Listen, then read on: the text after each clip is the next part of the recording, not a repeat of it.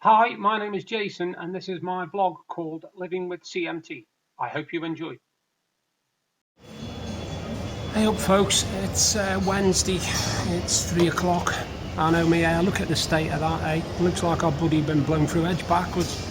We're downtown. I wanted to get out again for a little bit today. We went out yesterday. Had a great day out with my sister in Fleetwood. She took us in the car because I can't do with a 45-minute bus journey. No chance. It would literally kill me. I'm not doing that. Anyway, I had a nice journey up there. We had a nice meal out, a good walk around charity shops and stuff, and I had to come back. I'll be honest, I had a bit of a breakdown in Fleetwood. I let my feelings get the better of me, and I ended up in tears. I just can't get my head around the mental aspect of what's going on inside my head at the moment. It's driving me nuts. I might have some news for you a bit later, actually. I've just got to check something first on the internet, but I might have some really positive news later. I hope you're all well. I'm just going to have a cup of tea and then go home. I'm not even in the mood to have anything to eat out. I didn't do any filming this morning for Costa because when we got there it was jam-packed full and there was no way I was sitting inside because I can't do that no more, so we just sat outside. There was one table outside and we were able to sit outside, but I wasn't going to film with people walking past me. But yeah, my paranoia and my insecurities is getting worse. I'm going to have to see my doctor because I'm not good. I know I'm not good. I don't know what's happening to me really. I wish I did. I haven't done anything last night other than watch a bit of Champions League football and then play a little bit on the Xbox for half an hour. Mine seem to be getting worse for cramps and pains in my fingers, but I'm still trying to manage at least half an hour gaming a day. But yeah, I'm not doing too bad today. I'm a little bit jittery, a little bit agitated, but I'm okay. I'm just going to have a cup of tea and then go home. So I'll do another video later. Bye for now. Evening, folks. It's Thursday evening. It's 8:05, and it's been a mad week. It's been an absolutely mad week. My sister arrived on Monday. She's come up from Stoke to stay in Blackpool for a few days. So Monday I wasn't up to having anybody here. And sorry, my glasses have gone weird again. I wasn't up to having anybody here, and she was very understanding about that. So we didn't see them till Tuesday. They very graciously took us to Fleetwood on Tuesday. We had a lovely time out. Like I said on my video, I had a bit of a meltdown, a bit of a tear session, but that's to be expected with the anxiety and depression. So I wasn't too good on Monday after that. I also had a bad case of must have had nerves or something in my stomach because I threw up a couple of times and I haven't done that for a while. So I must have had a few nerves in my stomach or something. Anyway, I wanted to tell you all, you'll all know by now, is that I decided to bite the bullet and get in touch with the newspapers about how I've been treated and how we're all treated by the DWP. And I didn't know who to go to, and I thought I was given some advice by somebody, I can't remember who it was, who told me, I think it was Melody Woodman, I'm not sure, who advised me to go to the Independent. Anyway, I found the email address for the iNews and I sent off a email which I didn't know whether I'd hear off because I didn't know whether it was really classed as a newsworthy story. I didn't know about that. Anyway, about a week later, I got a response from a woman called Claudia Tanner, and she said it would be good to speak to me and could she phone me the next day at 9:30. So she phoned me, and we had a good talk. I told her everything about why I was doing it, what was going on, and about me petition and everything. And she was brilliant. She was absolutely brilliant with me. There was no judgment in her voice. You know, she didn't act as if she was being patronizing or just sympathetic or anything. She just basically interviewed me, and obviously over the phone. And then she said, could I send her a couple of photographs to go with the article? So I just sent her a couple of me. She wanted to see one of me wearing my calipers, which obviously is a day-to-day basis. So I did that. One a headshot, and then I sent her another one of me and my wife Deb. And obviously it went in the papers. I didn't know what edition or where it was going. And yesterday morning, I got up and my petition was on 329 people. and that's been going for 3 weeks. Anyway, it's now been just over 36 hours later, and it's gone up to 1,763, which is absolutely astounding, and it's knocked me for six, to be perfectly honest with you. It's made me realise just what an important job I'm doing here, because I've said if I can save one more person from taking their life after getting a bad decision from the DWP, then this will all be worthwhile. It'll have all been, all of it will have been something. I'll feel positive about it. And for all those people who I'm sort of representing, if you like, then I hope that I can get something positive come out of it. Because to go up over 1,300 in just over 36 hours is absolutely incredible. And the amount of comments I've read on there, the stories, some of them are heartbreaking, they really are. Comments why people have signed it. Some people who are dying even, and they have still got to go for medical assessments. And I just think it's absolutely disgusting. I've also had a couple of negative comments, don't get me wrong. I've been called a freeloader by somebody, which kind of got me baffled. But as my wife said, because she laughed, she thought it was so funny, because she said you must be popular in order for you to get a, what do you call them, a troll, if you like, a troll. And I've had somebody else, which I can't understand this. They've tried to lecture me on the fact that this is not applicable to Australia, because in Australia they don't see some sorts of CMT as a disability. Well, that ain't my fault, is it? I can't do anything about Australian rules, Australian laws, or Australian anything. This is a PIP assessment thing. What it says in the actual reading, if you read the entire thing, it says it's for people in the UK who have to go for PIP assessments when they've got lifelong conditions, or in fact, not just lifelong conditions, conditions that are going to get worse the older they get. So I can't really answer these people who are saying, well, you know, in Australia it's this, in Australia it's that. Don't blame me for that, and don't make me feel, you know, guilty that I'm doing something worthwhile, because you won't make me feel guilty. You'll just make me pity you, and I don't want to do that.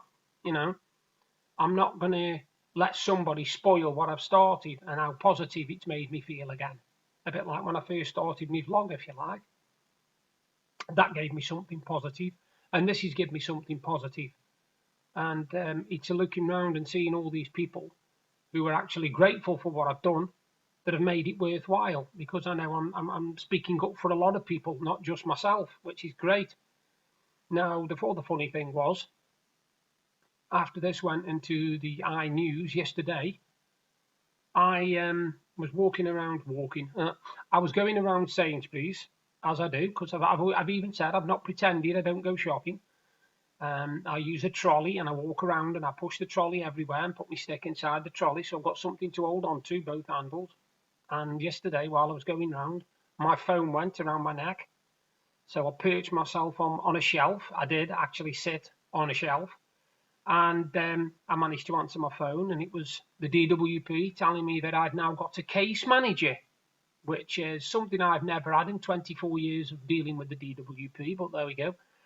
And apparently they are going to make a decision on my mandatory reconsideration, but they wanted to know if I was still going to send any further evidence in. Well, the only further evidence I've really got is a new prescription with tramadol on it, which I'll be sending in to them, because I'm now on tramadol for my pain rather than cocodamol. And I'm sending that in as an extra thing, but I've been told my decision will be made on the 12th of September. So I'll know by the 12th of September whether they're reconsidering or whether they're just going to let it go, and then I'll take it to appeal and take it to tribunal. And I will obviously keep people informed as to what's happening, and I'll keep Claudia informed as well, because I think she'll want to know how it goes, because like I said, she's been able to bring this to the attention of the country rather than just the people on the Facebook site. So that's really good. Today has been, well, yesterday, me and my wife, as you can see from the video that I've just recorded before this, we were actually out in town, but because it was so busy yesterday, it really was busy, I could not get settled anywhere. I really couldn't. The good news was, once we reached Sainsbury's, there was hardly anybody about, so I felt comfortable in order to sit down and have just a bottle of water. To be honest, that's all I had. I wasn't hungry, and it was really, really quiet. You know, there was only like 6 or 7 people in the entire Sainsbury's cafe, so that was brilliant. Because I'm having a bit of a job at the moment when there's more than just a few people. I was a bit rough today because we went for a meal, me, Deb, my sister, and my brother-in-law Steve, and we went to the Wetherspoons in town, the Leighton Rakes. Now, normally when me and Deb go in the Leighton Rakes, it's very quiet, it's very peaceful. Today it was jam-packed full on the bottom floor, so we went up a floor to the first floor, and it was quite full there, and I was getting very agitated and fidgety, and I wanted to run and jump out the window, but I didn't want to spoil the day. I didn't want people to think I was a bit of a wet lettuce and spoil the day sort of thing. So I was picking up all the menus and the drinks leaflets and reading them and talking about nothing and everything in order to keep myself calm. I was literally ranting for like 20 minutes without stopping, and then my food came, and luckily then everybody started to leave, all the people, other people on the tables, and by the time we'd finished there was about 8, 9 tables empty. So I was a bit more relaxed, but I have definitely found that I cannot be in places for drinking and eating that are too busy. My sister did actually ask me if if I wanted to leave it and go somewhere else, and I said no. I said at the end of the day, I'm not going to spoil the day by me not being able to settle. I was fidgety, don't get me wrong. I was playing with my hands and talking and looking out, trying to look out the window and trying to keep trying to count to 10 in my head and trying to keep still and calm. But I was relieved when everybody started leaving, and I felt a bit more secure. That's how my anxiety affects me. My sister's calling tomorrow because they go home tomorrow. They go back to Stoke, and they're calling in for a final cup of tea before they go home. My sister has noticed a massive change in me, and I just want to thank everybody, by the way, for the support and the signing and the sharing of everything I'm doing, because without your help and your support, it wouldn't be possible to bring this to everybody's attention. I'm sorry I'm leaning over like that. My back is absolutely killing me. I'm trying to sit straight, but I'm getting nowhere fast because of the pain in my back. But yeah, I'm hoping to have a relaxing next 3 or 4 days because I've been out 3 days running and it's really taking its toll on me. It is. I'm feeling tired. I'm feeling in pain a lot. I've got aches in my joints where I didn't even know I'd got aches and all that sort of thing. I've been taking 4 tramadol a day, whereas before I only usually take 2 or maybe 3. But because I've been going out so much, I've needed more painkillers. I bought a couple of items, nothing major. I bought a Stephen King book called Bazaar of Bad Dreams. Apparently, it's only come out a few years ago, and it's another one of his short stories bits. I also bought, these are all from charity shops. I bought a box set of the Peep Show series 1 to 5. That was only £2 for a box set of all 5 series. And I also bought a 1,000-piece jigsaw, which I will do at a later date. And it's a Radio 4 one of the Archers, and it's got 4 pictures of the different places that are mentioned in the Archers. If anybody doesn't know what the Archers is, if you're not from the UK, it is a long-running radio program, and it's been on absolutely years. And I am talking, it must have been on 40, maybe 50 years. I don't know. It's a long time it's been running. And this jigsaw, I bought it for £1 in the charity shop. And when I got back home, I looked on Amazon, and it's £30 to buy just for a 1,000-piece jigsaw. So I got a real good bargain there. I picked up a couple more little bits, and Deb picked up a couple of things. But we're mainly just looking in charity shops. You know, it's nothing.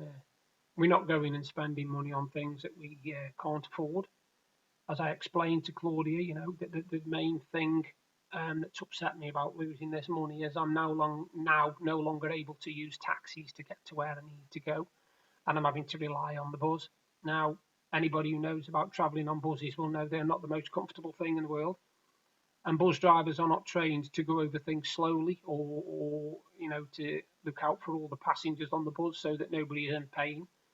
So you have to put up with it, which is why it's been good that my sister and my brother-in-law have been down, because Tuesday we went out in the car. Yesterday, me and Deb went down to town on his own on the bus. That was an experience. And today, they took us again in the car. So I've had a bit of comfort in the last 3 days. If it had been 3 days on the bus, there's no way I'd have even been able to sit straight for longer than about 20 seconds. But so yeah, it's been a mad few days.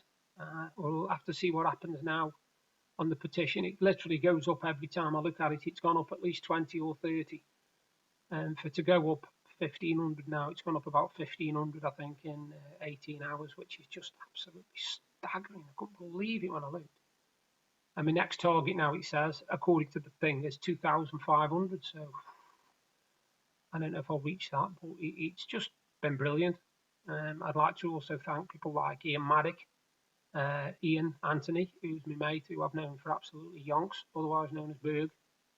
Me and him have been mates for ages. And these are all people who've said, you know, if you need any help anytime, if you need any supporting letters or anything like this, because these people grew up with me, see, so they know exactly what I was like and what I'm like now. So they know exactly, you know, they know the difference. They've seen the difference in me, the way I am. But yeah, this is a positive. This has been a positive kind of week. There've been ups and downs, but I'm still about. You know, I'm not gonna give in to them. I'm gonna keep fighting, and see what occurs. The weather hasn't been too bad, to be honest with you. We've had a bit of rain, lots of sun and blue sky and clouds, but it's been okay. Temperatures have been about 19, 20 degrees. So. And on that note, I'm going to disappear. Love you all and leave you, and I will do another video soon. You all take care and keep sharing that petition. Bye for now. I hope you enjoyed the vlog, and if you did, please give me a thumbs up and a like. Thank you very much. And if you like what you saw, you can subscribe by clicking there.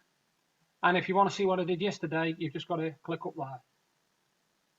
Bye for now.